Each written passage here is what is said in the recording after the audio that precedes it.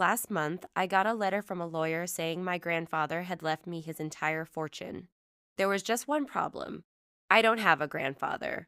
My parents always told me both of my grandfathers died before I was born. The lawyer included an old photograph. It showed a man standing next to a little boy. The little boy was me. I called my mom immediately. "Who is this man?" She went completely silent. Then she said something I'll never forget. "Burn that photo and never contact that lawyer again." She hung up. I thought maybe it was some kind of scam. Then the lawyer emailed me again. He attached a copy of a DNA test. According to the results, the old man was actually my biological father. I almost threw my phone across the room.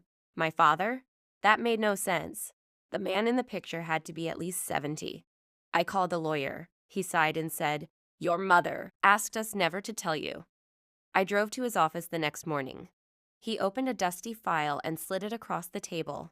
Inside were newspaper articles from 20 years ago. A 17-year-old girl had disappeared from my hometown. That girl was my mother. The article said she was last seen getting into a black car owned by a wealthy businessman, the same businessman from the photograph. I couldn't breathe. The lawyer looked at me and quietly said, "Your mother wasn't his daughter." I whispered, "Then who was she?" He looked down at the table. She was his housekeeper, and according to the documents, he kept her locked inside his estate for almost a year. My hands started shaking. I asked the question I was terrified to hear. "If he's my biological father, then who raised me?" The lawyer slowly closed the file.